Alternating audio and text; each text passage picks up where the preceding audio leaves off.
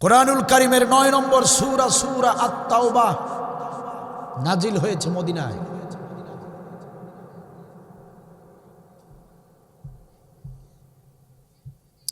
একমাত্র সূরা, ব্যতিক্রম ধর্মী একটি সূরা, যে সূরার শুরুতে বিসমিল্লাহির রহমানির রহিম লেখা হয় নাই।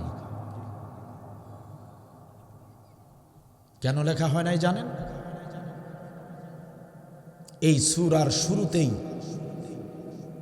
বারাআতুম মিনাল্লাহি ওয়া রাসূলিহি, আল্লাহ এবং রাসূলের পক্ষ থেকে মুশরিকদের সঙ্গে সম্পর্ক ছিন্ন করার নির্দেশ এসেছে। আল্লাহ বড় রাগান্বিত অবস্থায় এই সূরাটি নাজিল করেছেন। মুশরিক কাফের বেঈমানদের সঙ্গে মুসলমানদের কোনো সম্পর্ক থাকতে পারে না। কথা কার? আরো অন্যান্য কারণ এসেছে। কেউ কেউ বলেছেন এই সূরা আলাদা কোনো সূরা নয়, আগের সূরা সেই সূরারই অংশ। বিভিন্ন কারণ এসেছে। সম্মানিত ভাইয়ের আমার, তওবা মানে কি? সূরার নাম তওবা। তওবা মানে হচ্ছে ফিরে আসা। ফিরে আসা। মুফাসসিরিনে কিরামগণ বলেন ৩টা পদ্ধতিতে বান্দাবান্দির তওবা আল্লাহ তাআলা কবুল করে থাকেন। সুবহানাল্লাহ বলেন। ৩টা পদ্ধতিতে তওবা করতে হবে। কয়টা পদ্ধতিতে? শুধু বলবেন তওবা তওবা, আস্তাগফিরুল্লাহ, লা হাওলা ওয়ালা কুওয়াতা ইল্লা বিল্লাহ, তওবা হয়ে গেল? দোয়া পড়ার নাম তওবা নয়। ভালো করে বুঝে নেন, শুনে নেন। আপনি যখন কোনো গুনাহের কাজ করবেন, যখন আপনি কোনো পাপ কাজে লিপ্ত হবেন, ১ নম্বর, আপনি যদি তওবা করতে চান, প্রথম শর্ত হলো আপনাকে প্রথমত স্বীকার করে নিতে হবে কাজটা আমি ভুল করেছি। অনুশোচনা আসতে হবে, অনুতপ্ত হতে হবে। হায় হায়, আমি এটা কি করেছি, এটা তো আমি অন্যায় করেছি, একজন মুসলিম হয়ে এটা করা উচিত হয়নি। এই অনুশোচনা এসেছে? যদি এসে থাকে তবে আপনার জন্য তওবা। অনুশোচনা আসে নাই, নাটক বন্ধ করেন। ওই নাটক আল্লাহর সাথে চলে না। আপনাদের তো আবার গুনাহ টুনা নাই, আপনাদের তওবারও দরকার নেই। আছে গুনাহ আছে না? ওই ২-১ জনের আছে, যারা বললো আছে তাদের আছে, আর বাকিগুলোর নাই। ওনারা নিষ্পাপ, আল্লাহর ওলি। দেখি মাথাগুলো, হাত তুলেন তো দেখি। আছে গুনাহ আছে? কার গুনাহ নাই বলেন? নিষ্পাপ বেগুনাহ কারা আছেন অপ্রাপ্ত বয়স্ক ছাড়া?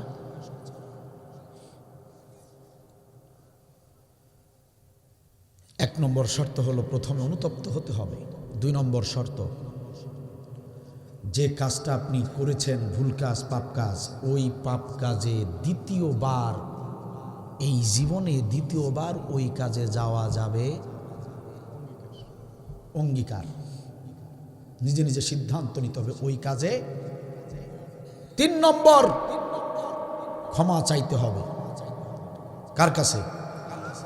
আল্লাহর কাছে ক্ষমা চাইতে হবে। চোখের পানি ফেলে আল্লাহকে বলতে হবে, আল্লাহ তুমি আমাকে মাফ করে দাও।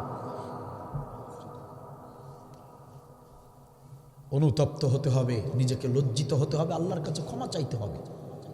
রাসূলুল্লাহ সাল্লাল্লাহু আলাইহি ওয়াসাল্লাম বলেন, এই ৩টি সিস্টেমে আল্লাহর কোনো বান্দা বান্দি যদি তওবা করে, তাহলে আল্লাহর বান্দা বান্দিদের তওবা আল্লাহ তাআলা কবুল করে নেবেন। চিৎকার দিয়ে বলেন সুবহানাল্লাহ। আমরা তওবা করতে ভুলে গিয়েছি।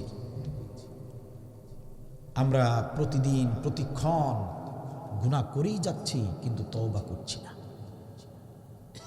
এজন্য আমাদের চরিত্রের সংশোধন হচ্ছে না। একটু জবান খুলে বলেন তো দেখি, তওবা করার দরকার আছে না নাই? রাসূলুল্লাহ সাল্লাল্লাহু আলাইহি ওয়াসাল্লাম বলেন, সাহাবীরা শোনো, একজন মুসাফির ব্যক্তি তার বাহন নিয়ে মরুভূমিতে চলতে থাকলো। তার কাছে জিনিস ছিল মাত্র 3টি। কয়টি? ওই মুসাফিরের কাছে জিনিস ছিল 3টি। 1 নম্বর হচ্ছে তার বাহন উট, 2 নম্বর জিনিস হচ্ছে তার খিদে লাগলে খাবার খাবে সেই খাবার, 3 নম্বর মাল হচ্ছে 3 নম্বর জিনিস হচ্ছে তৃষ্ণা লাগলে পানি পান করবে সেই পানি, পানির থলে। কথা কি বুঝতেছেন আপনারা? উট, খাবার আর পানি। মুসাফির ক্লান্ত শ্রান্ত হয়ে মরুভূমির পথ অতিক্রম করতে করতে ক্লান্ত শ্রান্ত হয়ে একটি জায়গায় যাত্রা বিরতি করলেন। চিন্তা করলেন একটুখানি বিশ্রাম নিয়ে নেই। তিনি উট থেকে নামলেন, একটা তুলনামূলক ভালো একটি জায়গা বেছে তিনি সেখানে শুয়ে পড়লেন বিশ্রাম নেবার জন্য। তিনি ঘুমিয়ে পড়লেন। নবী সাল্লাল্লাহু আলাইহি ওয়াসাল্লাম বলেন, মুসাফির কিছুক্ষণ পর ঘুম থেকে জাগ্রত হবার পরে তাকিয়ে দেখল তার উট নাই। উটের পিঠে যা কিছু ছিল সব কিছু নিয়ে উট তো চলে গিয়েছে, উট তো হারিয়ে গিয়েছে। এদিকে সেদিকে চারদিকে তাকিয়ে দেখল কোথাও কোনো উট নাই। এই মরুভূমিতে, প্রিয় ভাইয়েরা আমার, যারা মরুভূমিতে যান নাই তাদের হয়তো বা এই অনুধাবন শক্তিটা অনেক কম। মরুভূমিতে উট ছাড়া, পানি ছাড়া, খাবার ছাড়া কোনো ব্যক্তি বেঁচেই থাকতে পারে না। বেঁচে থাকাটাই তার জন্য অসম্ভব হয়ে যায়। এই ব্যক্তি দিশেহারা হয়ে গেলেন। উট তো নাই, উটের পিঠে যা ছিল তাও তো নাই, সবই তো হারিয়ে ফেললাম। এখন যদি যেদিক থেকে এসেছি পিছনের দিকে যদি ফিরে যেতে চাই, পিছনের দিকে ফিরে যেতেই সেখানে পৌঁছার আগে আমাকে মৃত্যুবরণ করতে হবে, কারণ অনেক দূর পথ পেরিয়ে এসেছি। এত দূর পর্যন্ত যদি ফিরতে চাই আমার পানির তৃষ্ণায় মরে যেতে হবে, বাঁচার তো কোনো উপায় থাকবে না। আবার যদি সামনের দিকে এগিয়ে যেতে থাকি, সেখানেও দেখা যাবে অনেক দূরের পথ। পানীয় ছাড়া, খাবার ছাড়া কিছুতেই বেঁচে থাকা সম্ভব নয়। রাসূলুল্লাহ সাল্লাল্লাহু আলাইহি ওয়াসাল্লাম বললেন, সাহাবীরা বলো দেখি, মুসাফির যে বিপদে পড়েছে এই বিপদটা তোমাদের কাছে কেমন মনে হয়? সাহাবীরা বললেন, ইয়া রাসূলুল্লাহ, মরুভূমিতে উট ছাড়া, পানীয় ছাড়া, খাবার ছাড়া, এটা তো নির্ঘাত মৃত্যু ছাড়া আর কোনো উপায় থাকে না। এমন বিপদের থেকে বড় বিপদ মানুষের জীবনে কখনো হতে পারে না। ঠিক কিনা বলেন? নবী সাল্লাল্লাহু আলাইহি ওয়াসাল্লাম বললেন, সাহাবীরা শোনো, এই ব্যক্তি চিন্তা করতে করতে এক সময় তিনি বেহুশের মতো হয়ে পড়লেন। এই ব্যক্তি নিজের জীবনের আশা ছেড়ে দিলেন, নিজের জীবন বাঁচানোর আর কোনো পথ নাই। এটা ভেবে তিনি নিজে হতাশ হয়ে মরুভূমিতে পড়ে রইলেন। কিছুক্ষণ পর ওই মুসাফির দেখতে পেলেন সেই উট তার সামনে এসে দাঁড়িয়ে গেছে। সেই উটের পিঠে পানি আছে, সেই উটের পিঠে খাবার রয়েছে। এই দৃশ্যটা যখন ওই মুসাফির দেখবে, ও আমার সাহাবীরা তোমরা বলো দেখি, এইবার ওই মুসাফিরের মনে কেমন আনন্দ লাগবে?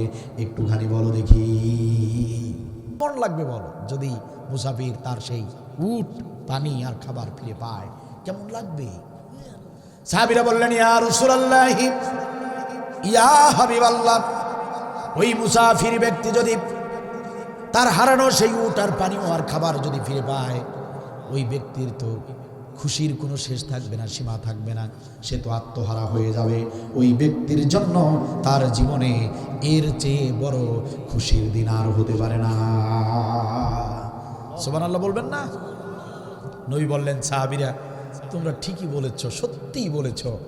ওই মুসাফির এতটা খুশি যে এই মুসাফির এতটা খুশি যে সে পাগলের মতো হয়ে গিয়েছে খুশিতে। সে তার হারানো উট পেয়ে, তার হারানো মাল সামানা পেয়ে সে আল্লাহর শুকরিয়া আদায় করছিল আর বলতেছিল, আল্লাহুম্মা আনতা আবদি ওয়া আনা রব। হে আল্লাহ, কি শুকরিয়া আদায় করব তোমার। আল্লাহ গো, তুমি আমার গোলাম আর আমি তোমার রব। সুবহানাল্লাহ বলবেন না? সুবহানাল্লাহ বলবেন না? কি কথা বলছে শুনছেন? আল্লাহ তুমি আমার বান্দা আর আমি তোমার রব। খুশিতে আলহামদুলিল্লাহ, আলহামদুলিল্লাহ। নবী মুস্কি হাসি দিয়া বলেন, সাহাবীরা রে, ওই ব্যক্তি বলেছিল, আল্লাহ গো, আমি তোমার গোলাম, তুমি আমার রব। তুমি রব হবার কারণেই তুমি আমার এই বিপদটা বুঝেছো, আমার হারানোটাকে ফিরিয়ে দিয়েছো। কিন্তু লোকটা এতটাই খুশি হয়ে গিয়েছিল, নিজে কি বলছে সেটার প্রতি তার নিয়ন্ত্রণ ছিল না। তুমি আমার গোলাম, আমি তোমার রব। আল্লাহু আকবার। আত্মহারা হয়ে গেলে মানুষ খুশিতে, বেশি খুশিতে আত্মহারা হয়ে গেলে কি বলবে আর কি করবে ঠিক ঠিকানা থাকে না। ঠিক আছে কিনা বলেন? নবী সাল্লাল্লাহু আলাইহি ওয়াসাল্লাম বলেন, সাহাবীরা শোনো, এই কথা আমি কেন তোমাদেরকে শোনালাম? ও আমার সাহাবীরা শোনো, আল্লাহর কোনো বান্দা বান্দি যখন কোনো গুনাহের কাজে লিপ্ত হয়ে যায়, যখন কোনো শয়তানের মতবাদের অনুসরণ করে ফেলে, আর যদি ওই আল্লাহর বান্দা বান্দি আল্লাহর কাছে আবার পুনরায় ফিরে আসে, যদি তওবা করে, সমস্ত ভুল ত্রুটি সংশোধনের সিদ্ধান্ত নিয়ে আল্লাহর কোনো বান্দা বান্দি যদি আল্লাহর পথে ফিরে আসে, যদি সে তওবা করে, খুলুসিয়াতের সঙ্গে, আন্তরিকতার সঙ্গে যদি তওবা করে, ওই মুসাফির ব্যক্তি হারিয়ে যাওয়া উট ফিরে পেলে যেমন খুশি হয়, আল্লাহ রব্বুল আলামিন ওই বান্দার প্রতি তার চেয়েও বেশি খুশি হয়ে যায়। সুবহানাল্লাহি ওয়া বিহামদিহি, সুবহানাল্লাহিল আযীম। রাসূলুল্লাহ সাল্লাল্লাহু আলাইহি ওয়াসাল্লাম বলেছেন, কি সাংঘাতিক কথা বলেছেন শোনেন। নবী সাল্লাল্লাহু আলাইহি ওয়াসাল্লাম বলেছেন, আল্লাহ তাআলা তাকে জানিয়েছেন যে এই জাতির লোকেরা যদি গুনাহ না করত, গুনাহ করার পর যদি তওবা না করত, তাহলে আমি আল্লাহ এই জাতিকে ধ্বংস করে দিয়ে পুনরায় আরেক জাতি আমি স্থলাভিষিক্ত করতাম, যারা বারবার গুনাহ করত আর আমি আল্লাহর কাছে তওবা করত, আমি আল্লাহ তাদের প্রতি খুশি হতাম। সুবহানাল্লাহ বলবেন না? কথা কি বুঝছেন কি বলছেন? তার মানে যারা তওবা করে না, আল্লাহ তাদেরকে ভালোবাসেন না। গুনাহ করেছেন এটা অপরাধ নয়, গুনাহ করার পরও আপনি তওবা করেন নাই, এটাই সবচেয়ে বড় অপরাধ। আপনি ফিরে আসেন নাই, আপনি সংশোধন হন নাই, এটাই সবচেয়ে বড় অপরাধ। কথা কি বুঝতেছেন আপনারা? মানুষ মাত্রই ভুল হতেই পারে। আমাদের বাবা ভুল করেছেন,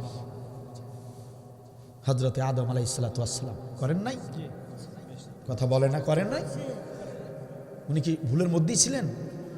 না, তিনি তওবা করেছিলেন, ক্ষমা করেছেন কে? কেন বুঝেন না প্রিয় ভাইরা আমার? ভুল হতেই পারে, কিন্তু যখন বুঝলেন যে ভুলটা হয়েছে, ঠিক তখনই যত দ্রুত সম্ভব, মৃত্যু কখন এসে যাবে তওবা করার সুযোগটা যদি না হয়, তাহলে তো জীবনটা শেষ। মৃত্যুটা হবে মুনাফিকের মৃত্যু, জাহিলিয়ার মৃত্যু, মৃত্যুটা হবে কুফরি মৃত্যু। এই জন্য দ্রুত গতিতে মুমিনদেরকে তওবা করতে হবে। নির্দেশকার, আওয়াজ দিয়ে বলেন না, নির্দেশকার। ইন্নাহু কানা তাওয়াবা, আল্লাহ তওবা কবুলকারী। কেন তওবা করবেন না? তওবা করতে হবে। সেই সূরা তওবার 19 নম্বর আয়াত আমি আপনাদের সামনে তিলাওয়াত করেছি। আমার দিকে তাকান, দেখেন আল্লাহ তাআলা কি বলেছেন। সরাসরি আল্লাহর ভাষায় আমরা শুনে নেই আল্লাহ তাআলা কি বলেছেন। আল্লাহ তাআলা বলেন, আজআলতুম শিকাআতাল হাজ্জি ওয়া ইমারাতাল মাসজিদিল হারাম। এই গোলামেরা শোনো, শোনো, যারা হাজিদেরকে পানি পান করায় এবং বাইতুল্লাহ শরীফের খেদমত করে, কথা কি বুঝতেছেন?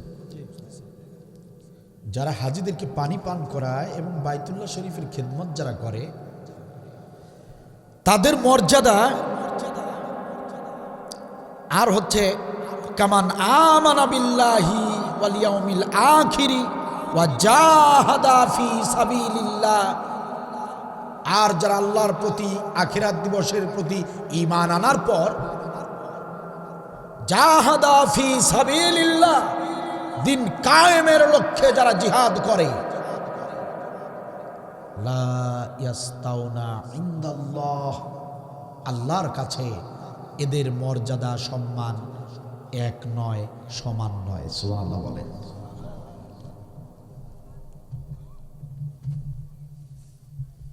আমার দিকে মনোযোগ দেন প্রিয় ভাইরা। মক্কার জমিনের, মদিনার জমিনের মানুষরা মনে করত যে কাবা শরীফের খেদমত করা, কথা কি বুঝতেছেন? আর হজ মৌসুমে যখন বিভিন্ন দেশ থেকে হাজিরা যেত, ওই হাজিদেরকে এক শ্রেণীর মানুষরা কি করত? পানি পান করাতো, সেবা করত। তো ওই অঞ্চলের লোকেরা মনে করত যে হাজিদেরকে পানি পান করানো আর কাবা শরীফের খেদমত করার চেয়ে বড় আমল এই পৃথিবীতে নাই। কথা কি বুঝতেছেন আপনারা?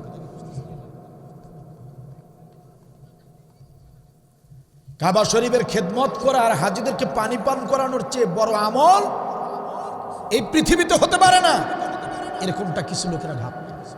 এমনকি সাহাবীরাও এই বিষয়টা নিয়ে একদিন তর্ক করছিলেন। কেউ বলছিলেন যে না, বাইতুল্লাহ শরীফের খেদমত করা এটি তো অনেক বড় সওয়াবের কাজ।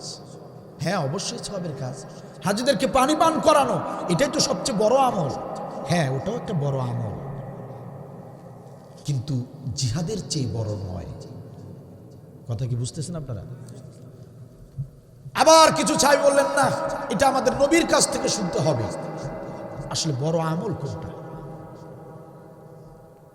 নবী সাল্লাল্লাহু আলাইহি সাল্লামকে প্রশ্ন করা হলো মসজিদে নববীতে। তিনি যখন আসলেন, সাহাবীরা প্রশ্ন করেন, ইয়া রাসূলুল্লাহ, এগুলো নিয়ে আমরা কথা বলছিলাম যে আসলে বড় আমল কোনটা। আল্লাহ তাআলা এই আয়াত নাজিল করে দিয়ে আল্লাহ তার হাবিবকে জানিয়ে দিলেন, ও আমার হাবিব শোনেন, লা ইয়াস্তাউনা ইনদাল্লাহ, আমি আল্লাহর কাছে ওই কাবার খেদমত আর হাজিদেরকে পানি পান করানো আর অন্যদিকে জিহাদ করা, এই আমল, এই উভয় আমল আমার কাছে, আমি আল্লাহর কাছে সমান নয়। কথা কি বুঝতেছেন? সমান নয়। তাহলে মর্যাদা কোনটার বেশি? মর্যাদা কোনটার বেশি? আল্লাহ বলে দিচ্ছেন। আল্লাহ বলে দিচ্ছেন, দেখেন আল্লাহ তাআলা বলছেন, আল্লাহ তাআলা বলছেন পরের আয়াতে, আল্লাযিনা আমানু, যারা ঈমান আনে, ওয়া হাজারু, যারা বাড়িঘর ছাড়ে ঈমানের কারণে, ইসলামের কারণে যারা বাড়িঘর ছাড়ে, ওয়া জাহাদু ফি সাবিলিল্লাহ, দিন কায়েমের জন্য যারা জিহাদ করে, আল্লাহ তাআলা বলেন বিআমওয়ালিহিম ওয়া আনফুসিহিম, জানমাল দিয়ে যারা এই জিহাদের আমল করে, আযামু দারাজাতান ইনদাল্লাহ, আল্লাহর কাছে এদের মর্যাদা, এদের সম্মান সবচেয়ে বেশি। চিৎকার দিবেন আল্লাহু আকবার। কথা কার? পীর সাহেবের কথা? মন্ত্রী এমপির কথা? নবীর কথা? কথা কার? সরাসরি কার? কোরআনের মধ্যে কোনো ভেজাল আছে? আল্লাহর কথার নড়াচড়া হবে? সরাসরি স্পষ্ট কথা আল্লাহ বলছেন, জিহাদ যারা করে এদের গুরুত্ব, মর্যাদা, সম্মান আমি আল্লাহর কাছে সবচেয়ে বেশি। চিৎকার দেওয়ার সুবহানাল্লাহ। বাইতুল্লাহ শরীফ নামাজের ঘর, মসজিদ। মসজিদের অনেকেই মুতাল্লি আছেন, মসজিদের অনেকেই সভাপতি, সেক্রেটারি, মসজিদ কমিটির লোক এখানে আছেন না নাই? মসজিদের মুসল্লি আছেন না নাই? আছেন, আছেন। হাজি মানুষ এখানে আছেন না নাই? আছেন। প্রিয় ভাইরা আমার, মসজিদের মুতাল্লি হলেন, মসজিদের সভাপতির দায়িত্ব পালন করলেন, সেক্রেটারির দায়িত্ব পালন করলেন, কমিটির সদস্যের দায়িত্ব পালন করলেন, মসজিদের মুসল্লি হয়ে গেলেন, মসজিদের সঙ্গে আপনার মনটা ঝুলিয়ে রাখলেন। আজান হয়ে গেলে আর আপনি দূরে থাকতে পারেন না, দূরে ছুটে মসজিদে গিয়ে নামাজ আদায় করলেন।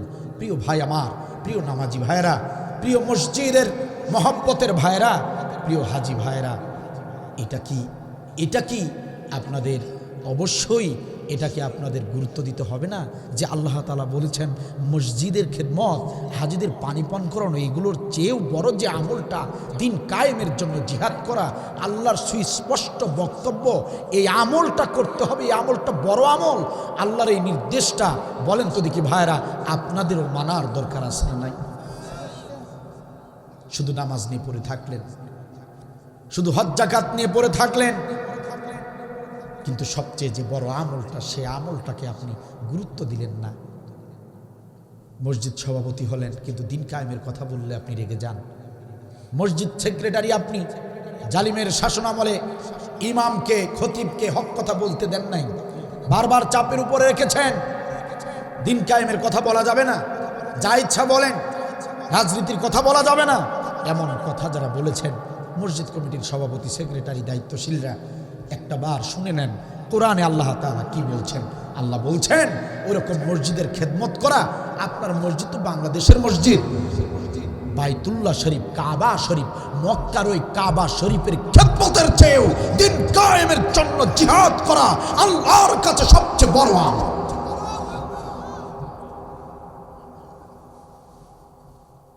নামাজ, রোজা, হজ জাকাতের চেয়ে অনেক বেশি গুরুত্বের দাবি রাখে একটি মাত্র আমলে। গোটা কোরআন জুড়ে যে আমলের চেয়ে বড় আমল নাজিল হয় নাই, সেই আমলের নাম হচ্ছে জিহাদ। দিন কায়েমের জন্য জিহাদ করো, নির্দেশকার। সম্মানিত ভাইয়ের আমার, নামাজ, রোজা, হজ, যাকাত অবশ্যই গুরুত্বপূর্ণ আমল, কিন্তু সেই নামাজ, রোজা, হজ, যাকাতের চেয়েও আরো বেশি গুরুত্ব দিয়ে যে আমলটাকে আল্লাহ রাব্বুল আলামিন সবচেয়ে বেশি গুরুত্ব দিয়েছেন, প্রিয় ভাইরা আমার, নামাজ, রোজা, হজ, যাকাতের চেয়েও যে আমলটাকে আল্লাহ রাব্বুল আলামিন বেশি গুরুত্ব দিয়েছেন, সেই আমলের নাম হলো জিহাদ। খন্দকের যুদ্ধ চলছিল প্রিয় ভাইরা আমার। খন্দকের যুদ্ধ চলাকালীন সময়ে নামাজের ওয়াক্ত যখন হয়ে গেল, নবী সাল্লাল্লাহু আলাইহি ওয়াসাল্লাম সাহাবীদেরকে বললেন, সাহাবীরা, আমার সাহাবীরা, নামাজের ওয়াক্ত হয়ে যাচ্ছে, আমরা যুদ্ধ বিরতি করব, যুদ্ধ বন্ধ করে দিয়ে নামাজে দাঁড়িয়ে যাব। নবী যখনই এই সিদ্ধান্ত নিতেছিলেন, ঠিক সেই মুহূর্তে আল্লাহ রাব্বুল আলামিন ফেরেশতা নাজিল করে দিলেন। জিবরিল আমিন এসে বললেন, ইয়া রাসূলুল্লাহ, ইয়া হাবিবাল্লাহ, আল্লাহর পক্ষ থেকে পয়গাম নিয়ে এসেছি, যুদ্ধ বন্ধ করা যাবে না, কাফের বেঈমানদের বিরুদ্ধে জিহাদ বন্ধ করা যাবে না। আল্লাহ রাব্বুল আলামিনের পক্ষ থেকে নির্দেশ এসেছে, নামাজ কত ওয়াক্ত কাজা হয় হোক, এই ব্যাপারে কোনো জবাবদিহিতা আল্লাহ নেবেন না। নামাজ কাজা হয় হবে, কিন্তু যুদ্ধ বন্ধ করা যাবে না। নবীর সাহাবীরা নামাজ কাজা করলেন, কিন্তু দিন কায়েমের সেই জিহাদ বন্ধ করেন নাই। নির্দেশ ছিল কার? বলেন, নামাজের গুরুত্ব বেশি না জিহাদের গুরুত্ব বেশি?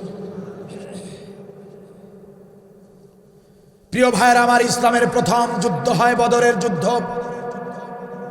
আপনারা জানেন বদরের যুদ্ধ মাহে রমজানে অনুষ্ঠিত হয়েছে। 17 রমজানে বদরের যুদ্ধ অনুষ্ঠিত হয়। 17 রমজানে বদরের যুদ্ধ সংগঠিত হয়। 17 রমজান সমস্ত সাহাবীরা রোজাদার, বদরের যুদ্ধে সবাই দাঁড়িয়ে পড়েছে। যুদ্ধ চলছে প্রিয় ভাইয়েরা আমার, কাফেরদের বিরুদ্ধে। ও আমার ভাইয়েরা, রোজাদার অবস্থায় যুদ্ধ হচ্ছে।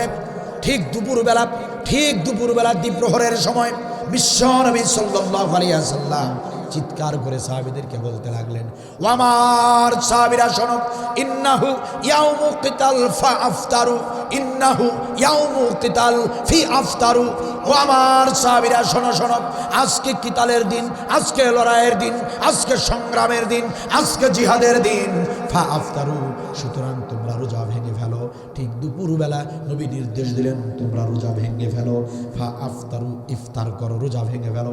সাহাবীরা সবাই অবাক হয়ে গেলেন, সাহাবীরা সবাই আশ্চর্য হয়ে গেলেন। ইয়া রাসূলুল্লাহ, কি বলছেন আপনি? কি বলছেন? বলছেন, আপনি রোজা ভেঙে বলতে বলছেন। অথচ গত জুমার খুতবার সময় ওগো নবী আপনি তো বললেন রোজা খুবই গুরুত্বপূর্ণ একটি আমল, রোজার ফজিলতার বরকত আল্লাহ তাআলার কাছে অনেক বেশি। রোজা ভেঙে ফেলা বড় অন্যায় কাজ, বড় গুনাহের কাজ। আপনি তো আপনার বক্তব্যে বলেছিলেন ইয়া রাসূলুল্লাহি, সেই নবী আপনি রোজা ভেঙে ফেলার নির্দেশ দিলেন, কারণটা কি? নবী বললেন সাহাবীরা রে, ও সাহাবীরা কান খুলে শোনো, আল্লাহর পক্ষ থেকে জিবরিল আমিন আমাকে এই মুহূর্তে পয়গাম দিয়ে গিয়েছেন, নির্দেশনা দিয়ে গিয়েছেন। আল্লাহ বলেছেন সমস্ত সাহাবীদেরকে রোজা ভেঙে ফেলতে বলুন। যার কাছে যতটুকু পানীয় আছে, যার কাছে যতটুকু খোরমা খেজুর আছে, তারা যেন তাই খেয়ে দে, শক্তি অর্জন করে হিম্মতের সঙ্গে কাফেরদের সঙ্গে যেন যুদ্ধ করে। রোজা ভেঙে ফেলতে বলুন, কাফেরদের সঙ্গে শারীরিক শক্তি দিয়ে বড় উৎসাহের সঙ্গে যুদ্ধ করতে বলুন। আজকে জিহাদের ময়দানে দিন কায়েমের লড়াই করতে গিয়ে যারাই রোজা ভাঙবে, আমি আল্লাহ রাব্বুল আলামিন তাদের প্রতি সবচেয়ে বেশি খুশি হয়ে যাব। রোজা যারা আজকে ভঙ্গ করবে, আল্লাহ তাদের প্রতি খুশি হবে। যারা এই নির্দেশ মানবে না, তাদের প্রতি আল্লাহ বেজার। কি মনে করলেন?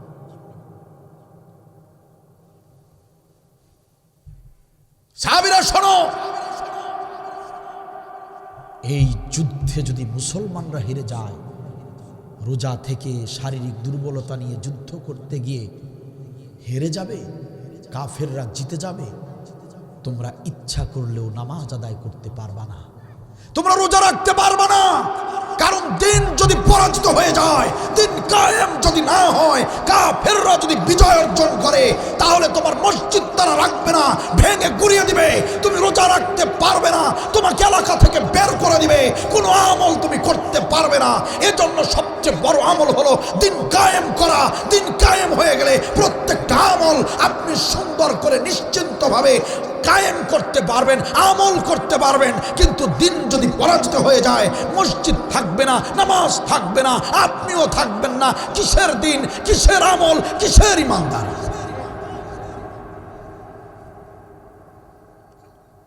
ফিলিস্তিনের দিকে তাকান, ফিলিস্তিনের দিকে তাকান। কি ভাবছেন ওরা ফকির ছিল? আরে আমি আপনার আমার মতো ওরা গরিব ছিল না, ফকির ছিল না। ফিলিস্তিনের ভাইয়েরা কোটি কোটি টাকার মালিক ছিল, এক একজনের রাজপ্রাসাদ ছিল। ফেসবুকে ইউটিউবে দেখেন না, বাচ্চারা খিদের জন্য হাত পাচ্ছে, রক্তাক্ত ছোট ছোট নিষ্পাপ বাচ্চারা, শীতের কাপড় নাই, কনকনে শীতে তারা কাঁপছে, তারা ড্রেনে শুয়ে আছে, রাস্তায় শুয়ে আছে। কি ভেবেছেন ওরা ফকির ফকিনীর বাচ্চা? না, ওরা সোনার চামচ মুখে দিয়ে জন্ম নিয়েছিল। কিন্তু কাফের বেঈমানরা তাদের রাজপ্রাসাদ ভেঙে গুড়িয়ে দিয়েছে। যে মসজিদে তারা সালাত আদায় করেছে, সেই মসজিদগুলো তারা গুড়িয়ে দিয়েছে। বাবা মা আত্মীয় স্বজন সবাইকে হত্যা করেছে। আজকে তারা পথের ভিখারি। মসজিদ যদি না থাকে, আপনি মসজিদ কমিটির সভাপতি হয়ে যে দাপট দেখাচ্ছেন, সেক্রেটারি হয়ে না, সবাই না, যারা দেখায় তাদেরকে বলছি, সেক্রেটারি হয়ে, কমিটির সদস্য হয়ে আপনি এত বড় ইমানদার সাজেন, নিজেকে এত বড় ইমানদার ভাবেন। মিয়া, দিন কায়েমের আন্দোলন আপনি করেন না। জিহাদ দিন কায়েমের জন্য সবচেয়ে যে মাধ্যমটি, সবচেয়ে উল্লেখযোগ্য আমলটি জিহাদ, সেই আমলটি আপনি করলেন না, বিরোধিতা করলেন। সেই মসজিদ কাফেররা বেঈমানরা ভেঙে গুড়িয়ে দিবে। কোথাকার সভাপতি আপনি হবেন বলেন? সন্তানদের সুখের আশায় দিনরাত পরিশ্রম করে কোটি কোটি টাকা সঞ্চয় করে যাচ্ছেন, রাজপ্রাসাদ বানিয়ে যাচ্ছেন, অথচ দিন কায়েমের আন্দোলন করছেন না। কাফেররা যদি এই দেশটাকে যদি ভেঙে চুরে ছারখার করে দেয়, কোথায় থাকবেন? ওই রাজপ্রাসাদ থাকবে আপনার? ওই সন্তানরা যাদের সুখের জন্য এইভাবে আপনি কৃপণতা করে যাচ্ছেন, দিন কায়েমের আন্দোলনে সহযোগিতা করছেন না, ওই সঞ্চয়ের টাকা থাকবে আপনার? আপনার ওই বাচ্চারা তো ফিলিস্তিনের বাচ্চাদের মতো হাত পেতে ভিক্ষা চাইবে। আমার জাতির লোকেরা কেন বোঝে না? যে আমাদের অস্তিত্ব টিকে থাকবে দিন কায়েম হলে। আর দিন কায়েম যদি না হয়, কাফেররা যদি বিজিত হয়ে যায়, আমাদের তো অস্তিত্বই থাকবে না। কিসের সঞ্চয়, কিসের রাজপ্রাসাদ, কিসের সুখ আর কিসের শান্তি, কিসের সন্তান পরিবার?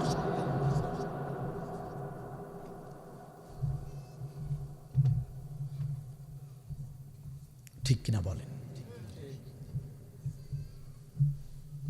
সম্মানিত ভাইয়েরা আমার, রাসূলুল্লাহ সাল্লাল্লাহু আলাইহি ওয়াসাল্লাম বলেন, মান মাতা ওয়া লাম ইয়াগজু ওয়া লাম ইউহাদ্দিস বিহি নাফসাহু মাতা আলা শুবাতিন মিনান নিফাক। নবী বলেন, আবু হুরায়রা শোনো, কোন ব্যক্তি মরে গেল কিন্তু জীবদ্দশায় দিন কায়েমের আন্দোলন করলো না, এমনকি তার অন্তরে দিন কায়েমের পরিকল্পনাটুকুও ছিল না, দিন কায়েমের আমল করে নাই, পরিকল্পনাটুকু অন্তরে ছিল না, এমন ব্যক্তি যদি মৃত্যুবরণ করে, তার মৃত্যুটা হবে মুনাফিকের মৃত্যু। হযরতে আবু হুরায়রা বলেন, ইয়া রাসূলুল্লাহ, ওই ব্যক্তি যদি 5 ওয়াক্ত নামাজি হয়ে থাকে, ওই ব্যক্তি যদি 5 বারের হাজি হয়ে থাকে, তবুও সে জাহান্নামে যাবে নাকি? নবী বলেন, আবু হুরায়রা রে, ও আবু হুরায়রা, সে যদিও 5 ওয়াক্ত নামাজি, যদিও সে তাহাজ্জুদ গুজারি, যদিও সে 100 বারের হাজি, কিন্তু দিন কায়েমের আন্দোলন না করার কারণে তার মৃত্যুটা হবে মুনাফিকের মৃত্যু। কোন আমল নিয়ে বসে আছেন? কোন আমল? নামাজ। আব্দুল্লাহ বিন উবাই আপনার চেয়ে কম নামাজ পড়ে নাই। কোন হজ নিয়ে এত বড়াই করেন? কয়বার হজ করেছে আমার দেশের হাজিরা? আসেন আসেন, চ্যালেঞ্জ করি, আপনি বেশি হজ করেছেন না আব্দুল্লাহ বিন উবাই বেশি হজ করেছে? আব্দুল্লাহ বিন উবাই 36 বার হজ করেছে। কয়বার? কে আছেন? আসেন, 36 বারের হাজি কারা আছেন? আসেন, আসেন আমার সামনে।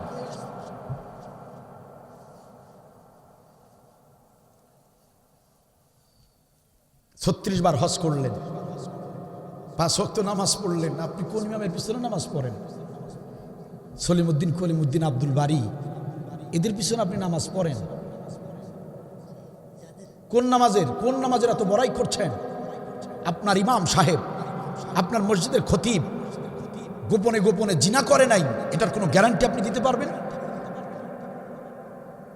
আমার আপনার মসজিদের খতিব মিথ্যা কথা বলে না, কেউ গ্যারান্টি দিতে পারবেন?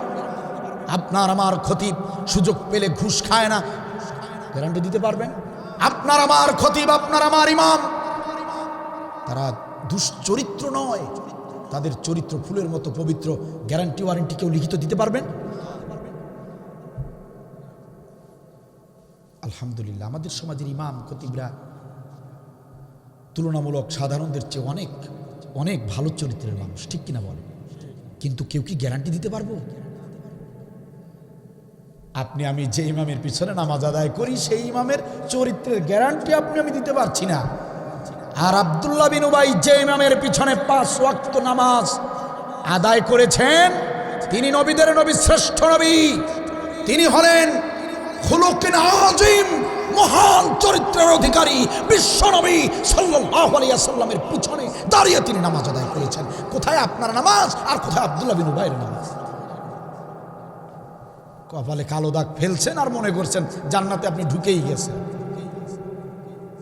ইসলামী আন্দোলনের লোকগুলো চায়ের দোকানে বসে চা খেলে দূর থেকে দেখে আপনি ফোন দিয়েছেন, হ্যালো থানা, কি হয়েছে? কি করেন থানায় বসে? মিছিল করে গেল, ওই যে অমুক বসে আছে চায়ের দোকানে, দেখেন না, এসে ধরেন। কপালের ওই কালো দাগ, নামাজের ওই কালো দাগ আপনাকে জান্নাতে নিয়ে যেতে পারবে না। বাড়িতে এসেছে, বাড়িতে থাকতে পারে না দিন কায়েমের সৈনিক, বাড়ি ছেড়ে পালিয়ে থাকতে হয়। মামলার পর মামলা ঢুকিয়ে দেওয়া হয়েছে, মিথ্যা মামলা। প্রতিবেশী আপনি, 5 বারের হাজি, ও হাজি সাহেব, আপনি একদিন দেখলেন যে ছেলেটা বাড়িতে এসেছে, ফোন দিয়ে বললেন, কোথায় খোঁজেন আসামি? আসামি আজ বাড়িতে আসছে। আপনার এই হজ দিয়ে আপনি জান্নাত যেতে চান? ওই আব্দুল্লাহ বিন উবাই গিয়েছে যে জান্নাতে, আপনাদেরকেও যেতে হবে সেই জান্নাতে। আব্দুল্লাহ বিন উবাই কোন জান্নাতে গেছে? জান্নাতে গেছে। হ্যাঁ, টের পাবেন, টের পাবেন।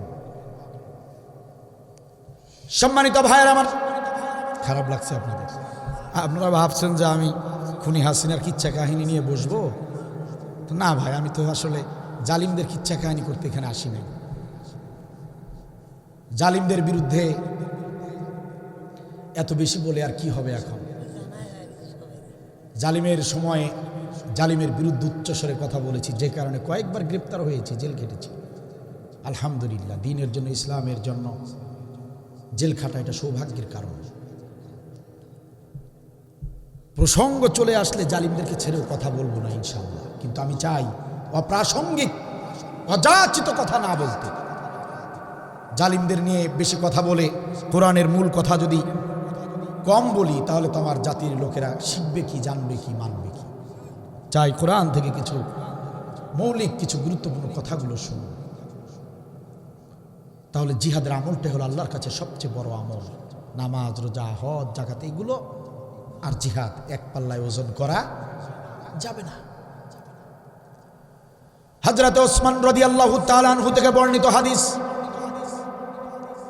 রাসূলুল্লাহ সাল্লাল্লাহু আলাইহি ওয়াসাল্লাম বলেন, মান রাবাতা লাইলাতান ফি সাবিলিল্লাহ কানাত কা আলফি লাইলাতিন সিয়ামুহা ওয়া কিয়ামুহা।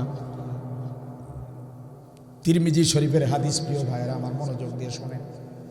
নবীর জামাই হযরত ওসমান তিনি বর্ণনা করেন, নবীজি বলেন, কোনো ব্যক্তি যদি 1000 দিন সারাদিন করে না খেয়ে যদি রোজা রাখে, কয়টা রোজা? 1000টা রোজা। 1000 দিন যদি কোনো ব্যক্তি রোজা রাখে, আবার ওই 1000 রাত দাঁড়িয়ে দাঁড়িয়ে যদি সালাত আদায় করে, ওই ব্যক্তির আমলনামায় যতটুকু সওয়াব দেওয়া হয়। ও আমার প্রিয় সুন্দরগঞ্জ উপজেলার মুসলমানেরা, ভালো করে বুঝে শুনে কথাগুলো আন্তরিকতার সঙ্গে অনুধাবন করতে হবে। প্রিয় ভাইরা আমার, 1000টা দিন যদি কোনো ব্যক্তি রোজা রাখে, আবার ওই রাতগুলো 1000টা রাত দাঁড়িয়ে দাঁড়িয়ে যদি সারা রাত ভরে যদি 1000টা রাত এভাবে সালাত আদায় করে, বিশ্বনবী বলেন, ওসমান রে শোনো, আর কোনো ব্যক্তি মান রাবাতা লাইলাতান ফি সাবিলিল্লাহ, আল্লাহর পথে, দিন কায়েমের পথে কোনো ব্যক্তি যদি শুধুমাত্র একটা রাত যদি কোনো ব্যক্তি দিন কায়েমের পথে জাগ্রত থাকে, আমি বিশ্বনবী ঘোষণা করলাম 1000 দিনের রোজা 1000 রাতের নামাজের চেয়েও এক রাত দিন কায়েমের জন্য জাগ্রত থাকলে বেশি সওয়াব দেওয়া হয়। কোথায় 1000 রাত 1000 দিন, আর কোথায় এক রাত? কোন আমলের সঙ্গে কোন আমল আপনারা মাপ দেন?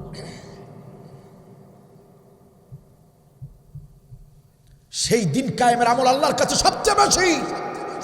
আল্লাহ বলেন, ইন্নাল্লাহা, নিশ্চয় আমি আল্লাহ, ইউহিব্বুল লাযিনা, লক্ষ লক্ষ কোটি কোটি গোলামের ভিতরে ওই গোলামকে আমি ভালোবাসি। আল্লাহ বলছেন, ওই গোলামদেরকে আমি আল্লাহ মহব্বত করি, ভালোবাসি। ইউকাতিলুনা ফি সাবিলিহি, যে ব্যক্তি দিন কায়েমের জন্য লড়াই করে, আমি আল্লাহ ওই গোলামদেরকে সবচেয়ে বেশি ভালোবাসি। কোরআন থেকে বলছি, আল্লাহ বলছেন কোরআনে, ইন্নাল্লাহা, নিশ্চয়ই আল্লাহ, ইউহিব্বুল লাযিনা, ওই গোলামদেরকে বেশি ভালোবাসেন, মহব্বত করেন। ইউকাতিলুনা ফি সাবিলিহি, যারা দিন কায়েমের জন্য লড়াই করে, আল্লাহ বললেন ওই গোলামদেরকে আমি বেশি ভালোবাসি যারা দিন কায়েমের আমল করে। কে ভালোবাসেন? পৃথিবীর কোন সলিমুদ্দিন কলিমুদ্দিনের ভালোবাসা নয়। কার ভালোবাসা?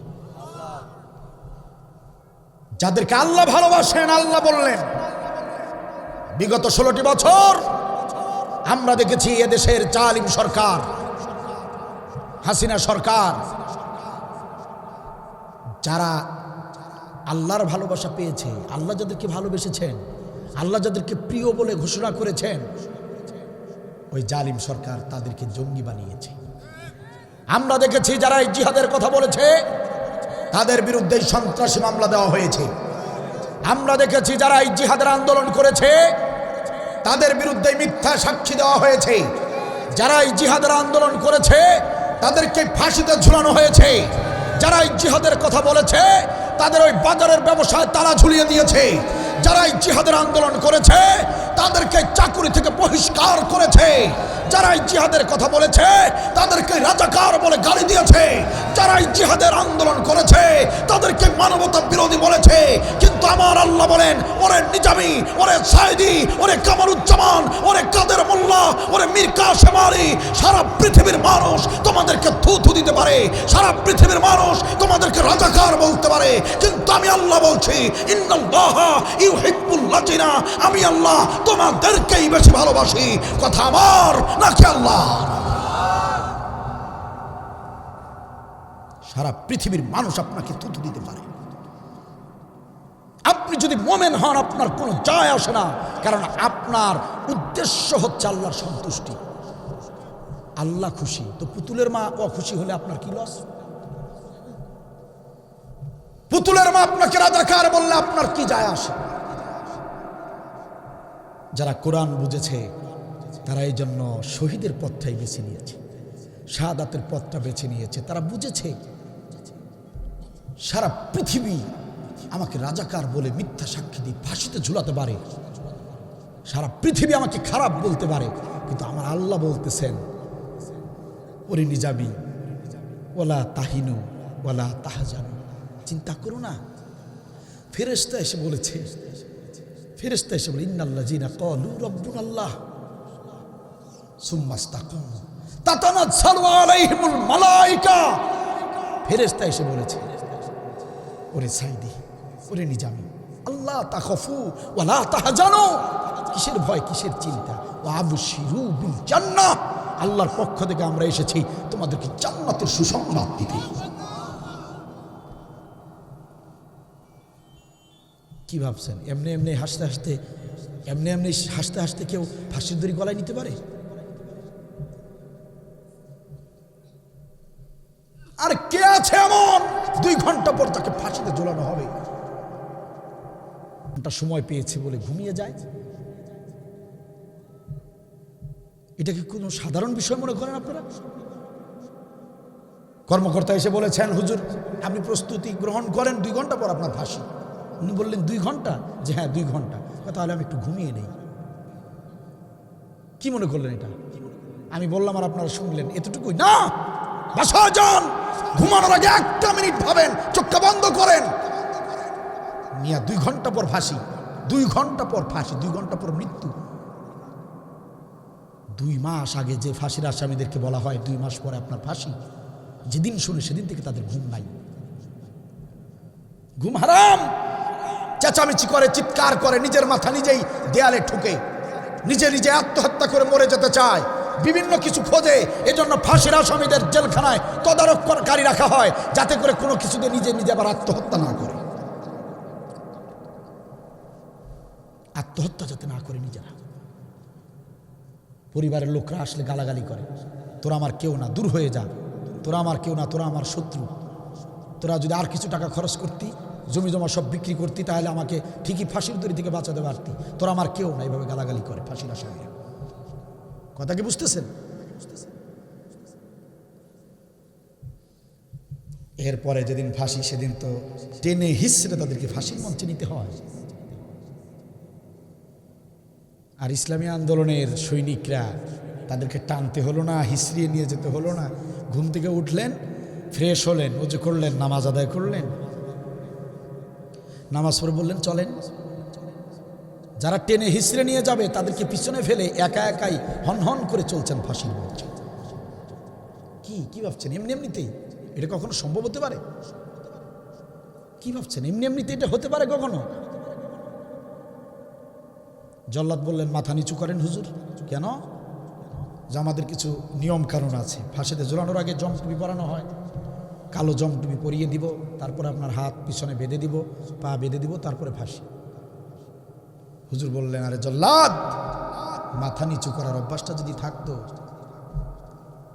তাহলে তো আজ ফাঁসিতে ঝুলতে হতো না আমাকে। দাও তোমার কালো জমটুপি দাও। জল্লাদের হাত থেকে কালো জমটুপি কেড়ে নিয়ে নিজেই পরে নিলেন। সুবহানাল্লাহ বলবেন না? কি ভাবলেন? সাধারণ বিষয়। কালেমা পড়তে পড়তে হাসি মুখে শাহাদাত বরণ করলেন।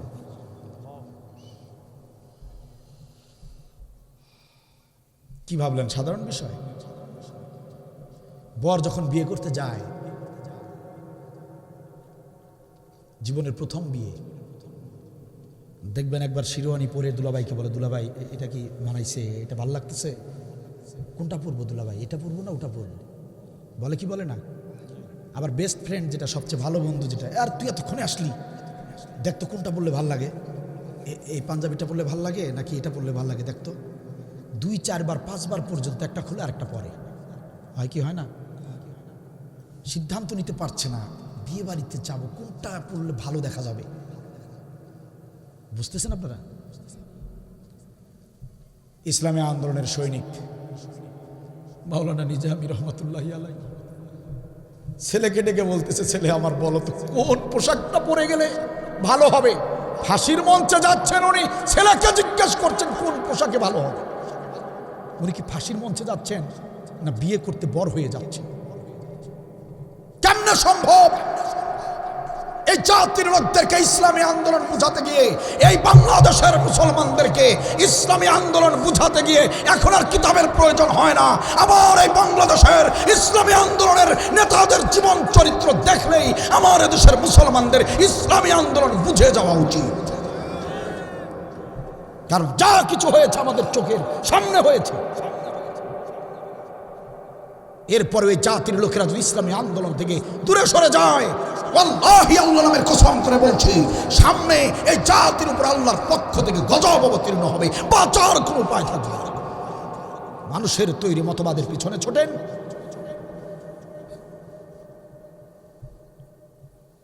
মানুষের তৈরি মতবাদ কোন কালে কোন মানব জাতিকে মুক্তি শান্তি দিতে পারে নাই। পেরেছে? পারবে? আপনার আমার নবী পারে নাই। নবী হবার আগে মক্কার জমিনে আপনার আমার নবী সাল্লাল্লাহু আলাইহি ওয়াসাল্লাম তিনি তৈরি করেছিলেন হিলফুল ফুজুল সংগঠন। কি কারণ ছিল জানেন?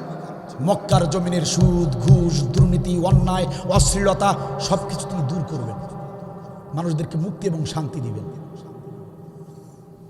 আলেম ওলামা আছেন এখানে, অনেক চেষ্টা করেছেন নবী আর নবীর সদস্যরা, নবীর দলের, পারেন নাই।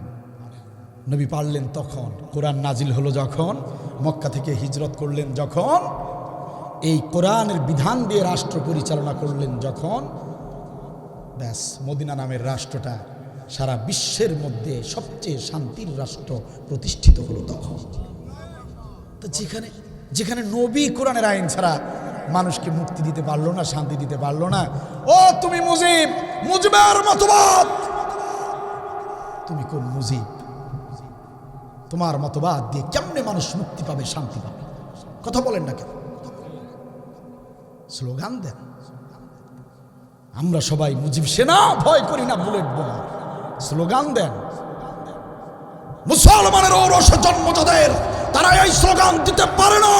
যদি কোনো মুসলমানের সন্তান তুমি আমি মুজিব সেনা, ভয় করি না বুলেট বোমা, এই স্লোগান যদি দেয়, আল্লাহি আল্লাহর কসম করে বলছি, ইসলাম থেকে খারিজ হয়ে যায়। তওবা করা ছাড়া সে আর কখনো ইসলামে থাকতে পারবে না, আসতে পারবে না।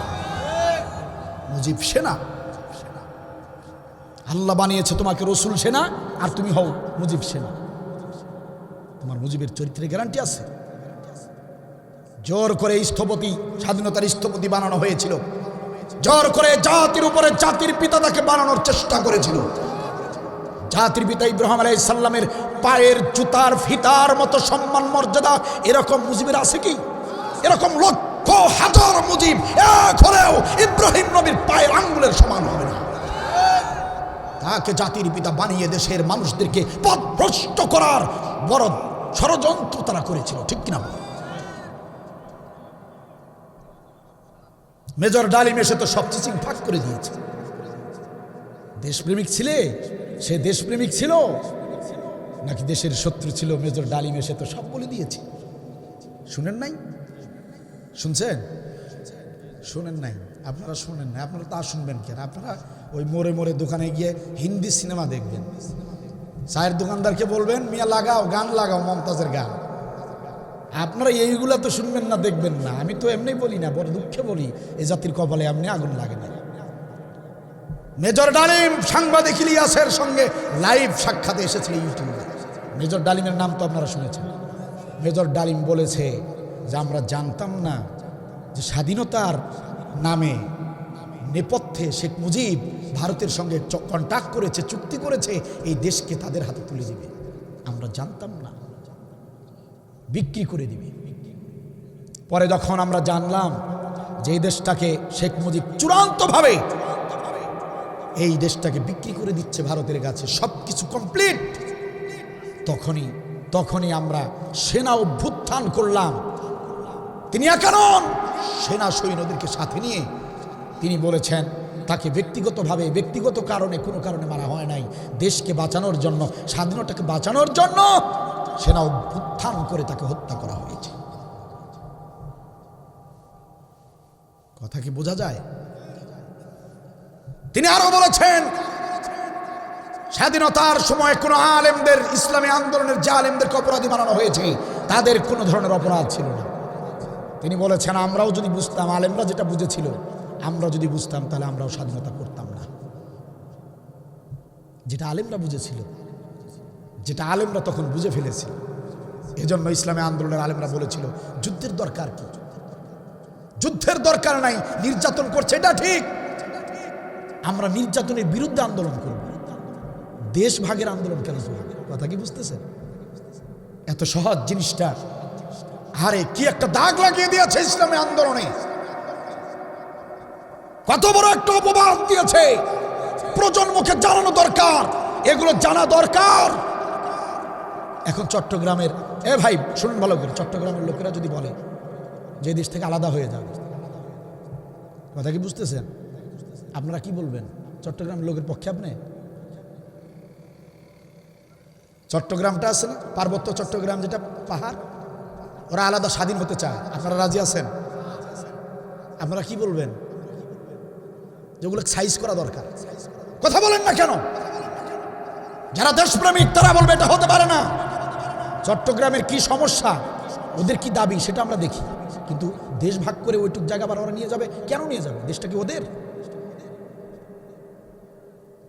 তো পুরো দেশটা তো পাকিস্তান, তাও আবার সবাই মুসলিম। এখানে দেশ ত্যাগের তো কোনো কারণ হয় নাই, আলেমরা শুধু এই মতটা দিয়েছিল, তাতেই আলেমরা হয়ে গেল রাজাকার। কোনো আলেম, ইসলামী আন্দোলনের কোনো আলেম এই ব্যাপারে কোনো ধর্ষণ, হত্যা, এই ব্যাপারে কোনো ধরনের ভূমিকা রাখে না। বরং আপনারা একটা জিনিস লক্ষ্য করবেন, সরকার দলীয় লোক যারা, তাদের আধিপত্য সব জায়গায় থাকে। তো যুদ্ধের সময়, ভাইজান, যুদ্ধের সময় সরকার কারা ছিল? ওরাই ছিল সরকার। তো এলাকায় এলাকায় যে দুর্ঘটনাগুলো ঘটানো হয়েছে সেগুলো কারা ঘটিয়েছে? ওনারাই ঘটিয়েছে। কারণ দেওয়ানিগিরি আর মাতব্বরগিরি ওনারাই করেছেন সব জায়গায়।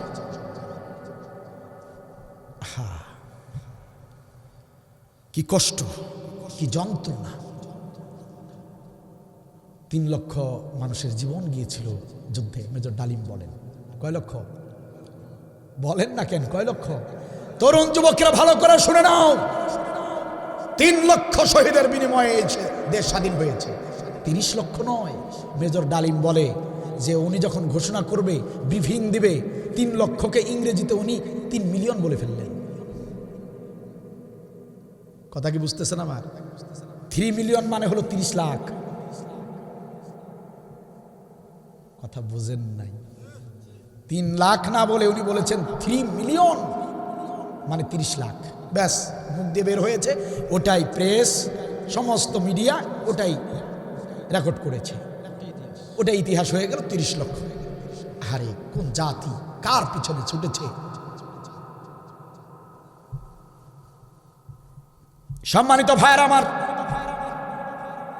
সুতরাং ইসলামী আন্দোলনের জানবাজ মুজাহিদরা হাসতে হাসতে ফাঁসিতে ঝোলার কারণ হলো তাদেরকে শেল্টার দেওয়া হয় উপর থেকে। সুবহানাল্লাহ বলবেন না? শেল্টার কে দেন? আল্লাহ দেন। কথা কি বুঝছেন? এদিকে ফাঁসির রায় হয়, আর এদিকে আল্লাহর ফেরেশতারা এসে চারদিক থেকে এসে দাঁড়িয়ে দাঁড়িয়ে শেল্টার দিতে থাকে।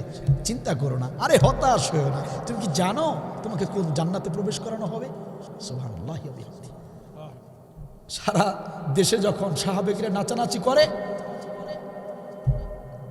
আর এদিকে ফেরেশতারা এসে ইসলামী আন্দোলনের সৈনিকদেরকে সান্ত্বনা দিতে থাকে আল্লাহর নির্দেশে। নবী সাল্লাল্লাহু আলাইহি ওয়াসাল্লাম বলেন, সাহাবীরা শোনো, আল্লাহর পথে যারা লড়াই করতে গিয়ে ষড়যন্ত্রের শিকার হয়, মৃত্যুর পথে পতিত হয়, আল্লাহ রাব্বুল আলামিনের ফেরেশতারা ওই গোলামের কাছে গিয়ে, ওই গোলামের সামনে গিয়া ডাক দিয়া বলে, গোলাম রে, ও আল্লাহর গোলাম রে, চিন্তা করো না, চিন্তা করো না, ফাঁসির দড়ি দেখে ভয় পেও না, ওই বুলেট দেখে, বন্দুকের বুলেট দেখে ভয় পেও না। ওরে আল্লাহর গোলাম, দেখো দেখো তোমার সামনে, এই যে দেখো, তাকিয়ে দেখো কি এনেছি তোমার জন্য, আল্লাহর পক্ষ থেকে আমরা এসেছি, এই যে আমার দিকে তাকিয়ে দেখো। ফেরেশতারা তাদের কাছে লাইভ ভিডিও জান্নাতটা তাদের চোখের সামনে তুলে ধরে। যখন ফাঁসিতে ঝুলিয়ে দেওয়া হচ্ছে অথবা যখন গুলি করা হচ্ছে, ঠিক জান কবজের মুহূর্তটাতে যখন জানটা কবজ হয়ে যাবে, তার ঠিক পূর্ব মুহূর্তে ফেরেশতারা জান্নাতের লাইভ ভিডিও আল্লাহর সৈনিকদের চোখের সামনে তুলে ধরে। আল্লাহর সৈনিক তাদের এই মানুষের এই সাধারণ চোখ দিয়ে, মাটির তৈরি সাধারণ এই চোখ দিয়ে জান্নাতের ওই দৃশ্য যখন একটা বার দেখে, লাইভ ভিডিও যখন দেখে, জান্নাতের ওই প্রাসাদ, যে প্রাসাদে তাকে রাখা হবে, ওই দৃশ্যটা যখন এই দুনিয়ার জানবাজ মুজাহিদরা যখন একটা বার তাকায়, একটা বার যখন তাকায়, তারা অবাক হয়ে যায়, আশ্চর্য হয়ে যায়। কারণ নবী বলেছেন, জান্নাত এমন সুন্দর একটি জিনিস, কোনো চোখ সেই জান্নাত কোনোদিন দেখে নাই, এবং কোনো ব্রেন, কারো কোনো মেধা, কারো কোনো বুদ্ধি সেটা কল্পনাও করতে পারবে না। কতটা সুন্দর জান্নাত, যে জান্নাতের কল্পনাও করাটা যায় না। এত সুন্দর জান্নাতটা আল্লাহর ওই গোলামের সামনে যখন তুলে ধরা হয়, তখন আল্লাহর গোলাম ওই জান্নাতের দিকে তাকিয়ে থাকে, জান্নাতের দৃশ্যটা দেখে অবাক হয়ে যায়, পাগল পারা হয়ে যায়। এদিকে দুনিয়াতে কি হচ্ছে সে বুঝতে পায় না। মুসলমান রে, জান্নাতের দিকে তাকায়, তাকিয়ে দেখে জান্নাতের দরজায় দরজায় ৭২ জন হুর পরি দাঁড়িয়ে আছে, ৭২ জন স্ত্রী, নববধূ, সতী সাধবী রমণীরা দাঁড়িয়ে দাঁড়িয়ে ডাকে, ওরে নিজামি, চিন্তা করো না, চলে আসো নিজামি, চলে আসো, ওরে আল্লামা সাইদি, চলে আসো, চলে আসো, আমরা তোমার দিদারের অপেক্ষায় রয়েছি। ওরে মীর কাসেম আলী, ওরে কাদের মোল্লা কামারুজ্জামান, চিন্তা করো না, চিন্তা করো না, আমরা তোমার স্ত্রী, জান্নাতের স্ত্রীরা তোমাদের অপেক্ষায় দাঁড়িয়ে আছি। জান্নাতের দিকে তাকিয়ে থাকে, জান্নাতের ওই দৃশ্য দেখতে দেখতে কখন যে ফাঁসি হয়ে গিয়েছে আল্লাহর গোলামরা বুঝতে পারে না, কখন যে গুলি করে বুকটা ঝাঁঝরা করে ফেলা হয়েছে আল্লাহর গোলামরা বুঝতে পারে না, কখন যে ইনজেকশন পুশ করে মেরে ফেলা হয়েছে আল্লাহর গোলামরা একটু টের পায় না। এজন্য রাসূল বলেছেন, শহীদদের মৃত্যুর যন্ত্রণা নাই। যন্ত্রণা কোথায় যায়? কেন যন্ত্রণা হবে না?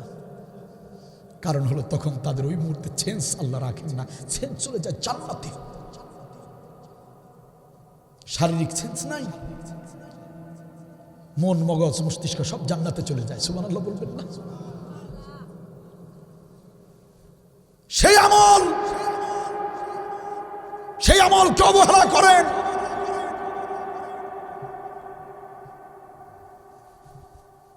কিসের এত ভয়? জিহাদের আমল করলে মার খাওয়া লাগবে, জেল খাটা লাগবে, ব্যবসা বাণিজ্য বন্ধ হয়ে যাবে, মেরে ফেলতে পারে, শত্রু হবে, এই ভয়েই তো জিহাদের আমল করেন, আর তো কোনো কারণ নাই। এই ভয় আপনি করেন। এ মিয়া, মৃত্যুর এত ভয়, আপনার কম বয়সী লোকরা মারা যায় না? জিহাদের আমল করে না এমন লোক মরে না? হার্ট অ্যাটাক হয়ে মরে না? অ্যাক্সিডেন্টে মরছে না? কিসের এত মৃত্যুর ভয়?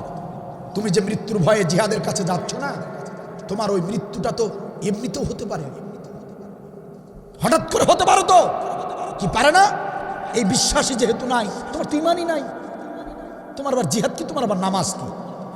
আর এই বিশ্বাস যদি থাকে যে তোমার মৃত্যু, তোমার হায়াত মওত নির্ধারিত, আল্লাহ আগেই করে রেখেছেন, এটা যদি বিশ্বাস থাকে, তাহলে তো তোমার ভয় পাবার কোনো কথা নয়। আসেন এখন কোনটা সিদ্ধান্ত নেবেন বলেন? জন্ম মৃত্যু আল্লাহর হাতে নির্ধারিত আগে থেকেই, এটা যদি বিশ্বাস করেন সে ব্যক্তি জিহাদ করবে, ঠিক কিনা বলেন? আর জন্ম মৃত্যু আল্লাহর হাতে না, নিজের হাতে, তাহলে এটা যদি ভাবেন তাহলে জিহাদের দরকার নেই, তাহলে ঠিক আছে। জন্ম মৃত্যু হলো আল্লাহর হাতে।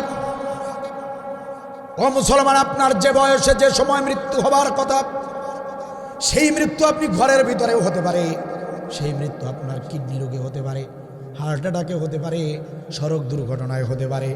মৃত্যু যেহেতু নির্দিষ্ট সময়ে নির্দিষ্ট তারিখেই হবে, তাহলে ওই মৃত্যুটা সাধারণ মৃত্যু না হয়ে যদি দিন কায়েমের জন্য হয়, তাহলেই তো আমাদের জন্য খুশনসিব। মরতেই যখন হবে, শাহাদাতের মৃত্যুটাই আমাদের জন্য শ্রেয়। কথা বলেন ঠিক কিনা? এজন্য ওরাই বুদ্ধিমান যারা দিন কায়েমের জন্য শাহাদাতের তামান্না নিয়ে ছুটে চলে। আর আমরা যারা হাত গুটিয়ে বসে থাকি ঘরের কোণে, আমরা বুকার স্বর্গে বাস করছি। দুনিয়াতেও শান্তি নাই, পরকালেও মুক্তি নাই। নাউজুবিল্লাহ বলে। ভয়ের কোনো কারণ নাই। হতে পারে, হ্যাঁ হতে পারে, জেল হতে পারে, তাতে কি? আল্লামা সাইদির মতো মানুষ 13 বছর জেল খাটার পরে ইঞ্জেকশন পুশ করে মেডিকেলে এনে হত্যা করা হলো। আল্লামা সাইদির পায়ের যোগ্যতা আপনার আমার আছে না? আছে। তো ওনার মতো ব্যক্তি যদি দিনের জন্য কি অপরাধ ছিল? এই জিহাদের আন্দোলন করে তাকে হত্যা করা হলো। ভারত সরকারের সবচেয়ে বড় শত্রু ছিল আল্লামা সাইদি রহমাতুল্লাহি আলাইহি। কারণ এই বিশ্বের জমিনে ভারতের বিরুদ্ধে সুস্পষ্ট ভাষায় গোটা জীবন যিনি বক্তব্য রেখেছিলেন, তিনি আর কেউ নয়, আল্লামা সাইদি রহমাতুল্লাহি আলাইহি। ভারতের 1 নম্বর শত্রু ছিল।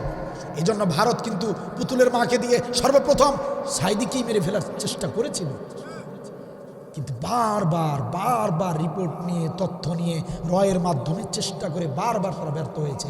বারবার একটা রিপোর্টই তারা পেয়েছে, সম্ভব না, সাইদিকে ফাঁসি দেওয়া সম্ভব না, সারা বাংলা তছনছ হয়ে যাবে।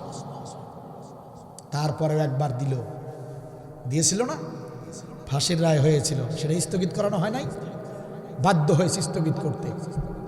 2 দিনেই এদেশের তৌহিদি মুসলমানরা 177 থেকে 200 জনের উপরে ভাইয়েরা জীবন দিয়েছে সাইদির ফাঁসির রায়ের প্রতিবাদে, ঠিক কিনা বলেন?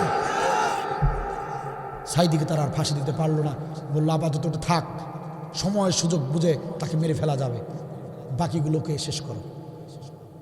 তাই করলো। সব ছিল ভারতের ষড়যন্ত্র। আর আমাদের পুতুলের মা তো আমাদের না, ভারতের। ওটা ভারতের প্রোডাক্ট। কথা বলেন না কেন? ওটা ভারতের প্রোডাক্ট। খালি তো কোন আমাগো পুতুলের মা, আমাগো না, অগো।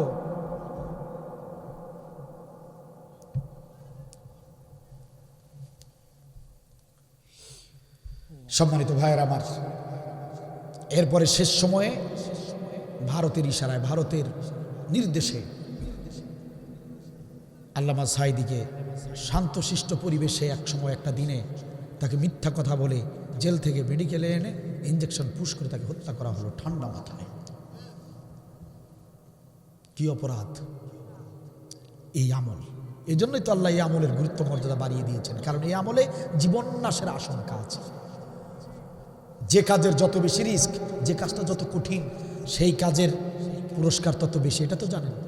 কামলা কিষান দিয়ে কাজ করান, যে কাজ বেশি কঠিন সেই কাজের মজুরিটাও অনুরূপ। কোরআনুল কারিমে একটা মাত্র আমল জিহাদ, যে আমলটা জীবন নাশের হুমকি, জীবন চলে যেতে পারে, মামলা হামলা সবসময় বিপদ আপদ থাকবেই। এই জন্য আল্লাহ এই আমলেরও পুরস্কার মর্যাদা বেশি দিয়েছেন। চিৎকার দিব না আল্লাহু আকবার। আমরা আজকে এই সুন্দরগঞ্জ মাহফিল থেকে অন্তর্বর্তী সরকারকে জানাতে চাই, অন্তর্বর্তী সরকারের প্রধান ডক্টর মোহাম্মদ ইউনূস, কান খুলে শুনুন। আপনি এমনিতেই বানের পানিতে কুচুরি বানার মতো ভেসে ভেসে ক্ষমতায় বসেন নাই। ছাত্র ভাইদের রক্ত আর জীবনের উপর দিয়ে আপনাকে আমরা ক্ষমতায় বসিয়েছি, ঠিক কিনা বলেন? সুতরাং আপনাকে ন্যায়ের পক্ষেই থাকতে হবে, জালিমের বিপক্ষেই আপনাকে ভূমিকা রাখতে হবে। কথা বলেন ঠিক কিনা? আমরা বলতে চাই ডক্টর ইউনূস শোনেন, এই দেশে কার হত্যার বিচার হবে কি হবে না এ নিয়ে আমাদের তেমন বেশি মাথা ব্যথা নাই। তবে এই 92% মুসলমানের জমিনে আল্লামা সাঈদী হত্যার বিচার হতেই হবে, এটা আমাদের প্রাণের দাবি। কথা বলেন ঠিক কিনা?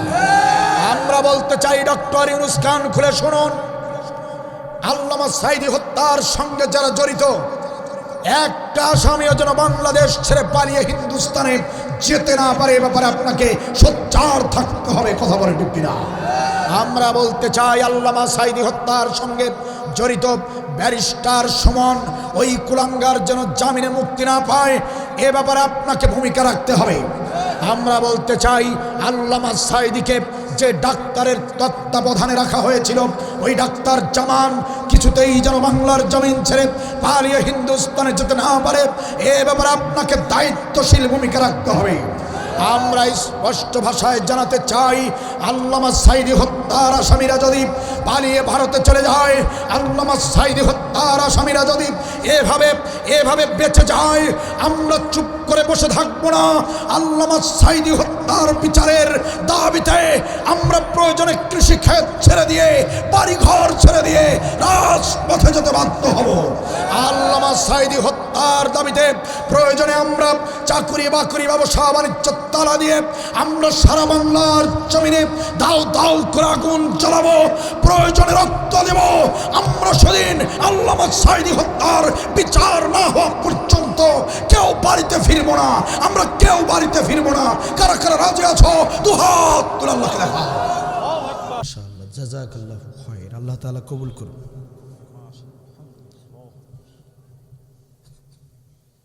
সম্মানিত ভাইয়েরা আমার, সুতরাং ভয়ের কোনো কারণ নাই, মরতে যেতে হবেই। আসুন সবচেয়ে বড় আমল জিহাদের আমল করে মরি। জিহাদের আমল করে যদি মরি, আমার আপনার মৃত্যু যদি স্বাভাবিক হয়, শাহাদাতের মর্যাদা পাওয়া যাবে। সুবহানাল্লাহ বলেন। চমৎকার একটা হাদিস শুনিয়ে মোনাজাত দিয়ে দেব।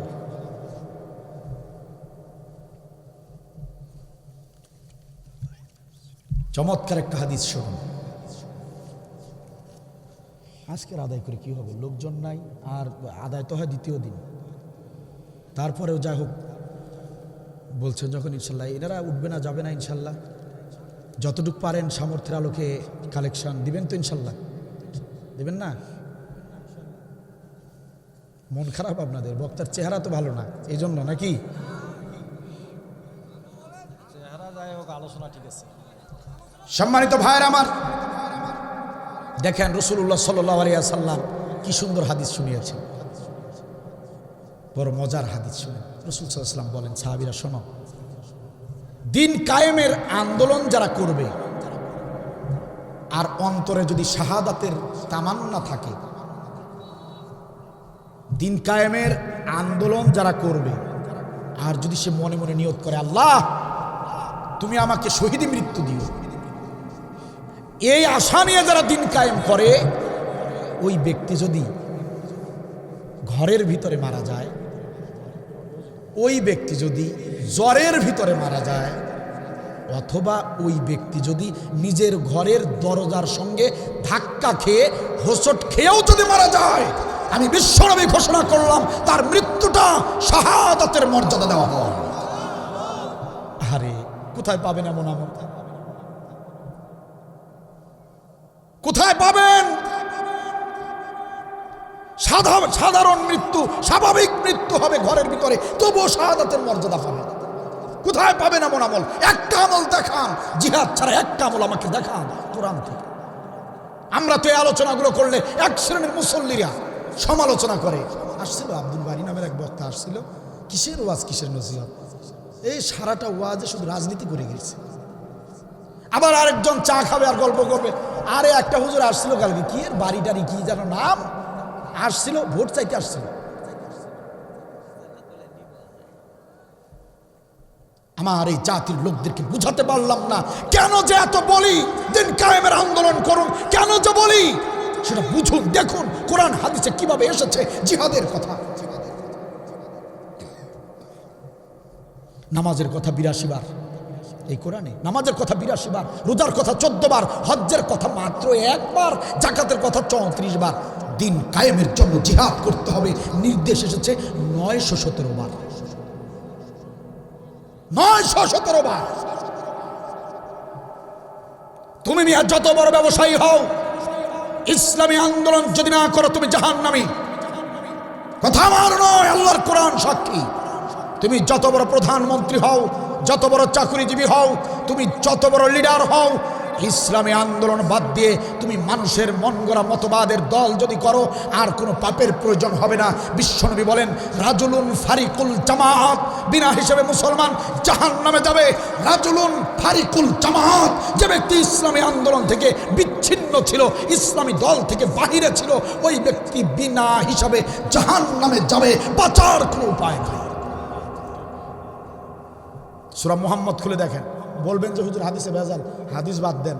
বাদ দিলাম হাদিস, কোরআন আসেন। সূরা মুহাম্মদ, সদ্দু আন সাবিলিল্লাহ আদাল্লাহ আমালাহুম, সদ্দু আন সাবিলিল্লাহ। দিন কায়েমের বিরোধিতা করছো, কে বলতেছেন? সদ্দু আন সাবিলিল্লাহ, দিন কায়েমে বাধা দিয়েছো, দিন কায়েমের দলের বিরোধী দল করেছো। আদাল্লাহ আমালাহুম, আল্লাহ বলেন তোমার সমস্ত আমল আমি ধ্বংস করে দিব। কথাকার কথাকার, আল্লাহ যদি আপনার আমল ধ্বংস করে দেয়, কে বাঁচাবে আপনাকে? কে বাঁচাবে? সুলসুলা ওয়াজ শুনছেন, নবী আপনাকে সুপারিশ করে জান্নাতে নিয়ে যাবে। নবীর ঠেকা পড়ছে। দিন কায়েমের আন্দোলনের কর্মীদেরকে আরামে থাকতে দেন নাই, সেই নবী আপনাকে সুপারিশ করে জান্নাতে নিয়ে যাবে। মামার বাড়ির আবদার পাইছেন। জিহাদের বিরোধিতা করেছেন, নেক আমল করেন নাই, দুর্নীতি করছেন, চাঁদাবাজি করছেন, অন্যায়ভাবে মানুষের গায়ে হাত তুলছেন, আর হাসরের ময়দানে আশায় আছেন আমরা শেষ নবীর উম্মত, আমরা কি আর জাহান্নামে যাব? থাকেন আশা করে। নবীর সামনে যদি পড়েন না, নবী আপনাকে উম্মত হিসেবে পরিচয় দিবেন না, দিতে পারেন না। সুতরাং ইসলামী আন্দোলন করুন, ইসলামী দল করুন। ইসলামী দল ছাড়া কোন ব্যক্তি জান্নাতে যেতে পারবে না, সম্ভব না। ইসলামী দল করুন, জিহাদের জন্য প্রস্তুতি গ্রহণ করুন, হিম্মত আর সাহস নিয়ে অন্যায়ের প্রতিবাদ করুন। আমাদের ছাত্র ভাইরা জীবন দিয়ে জালিম মুক্ত করেছে এই দেশটা। এই দেশটাতে নতুন করে জুলুম যাতে না হয়, সে ব্যাপারে আমাদেরকে এখন ভূমিকা রাখতে হবে। ছাত্ররা যদি এভাবে অন্যায়ের প্রতিবাদে যদি জীবন দেয়ার, এই জিহাদে যদি অংশগ্রহণ না করত, 41 সাল তো ঠেকাইতো আওয়ামী লীগ সরকার। কারণ আপনারা যেভাবে ঘরের ভিতরে ঢুকে পড়েছিলেন, আমরা এত বলেছি, আপনারা বিশ্বাস করেন নাই। বলছেন যে হুজুর কোক, হুজুরদের শত্রু, হাসিনা আমাদের শত্রু না, এগুলোই তো মনে মনে বলছেন, মাঠে নামেন নাই। ছাত্ররা নেমেছিল বলে জালিম মুক্ত দেশটা পেলেন। এখন ওই ছাত্রদের স্বপ্ন বাস্তবায়নের দায়িত্ব আপনার আমার, আমাদের সবার। আসুন শপথ করি কোরআনের মঞ্চে, কোরআনের প্যান্ডেলের নিচে, নিজেরা কোনো অন্যায় করব না, কারো অন্যায় সহ্য করব না। রাজি আছেন? রাজি আছেন? জামাত ইসলামের কোন লোক যদি অন্যায় করে, তাকে ছাড় দেওয়া হবে না। এই দেশে বিএনপির কোন লোক যদি কোন ধরনের অন্যায় করে, এক চুল পরিমাণ ছাড় দেওয়া হবে না। এদেশের জমিনে জাতীয় পার্টির কোন লোক যদি অন্যায় করে, এক চুল পরিমাণ আমরা ছাড় দেব না। এই দেশের জমিনে চরমোনাই পীরের কোন লোক যদি অন্যায় করে, আমরা পাবলিক এক চুল পরিমাণ ছাড় দেব না। প্রয়োজন আবারও আবু সাইদের মতো হাসতে হাসতে বন্দুকের নলের সামনে বুক পেতে দেব। বাংলার জমিনে একটা জুলুম বরদাস্ত করব না। কারা কারা রাজি আছো? দুহাত তুলে আল্লাহকে দেখা।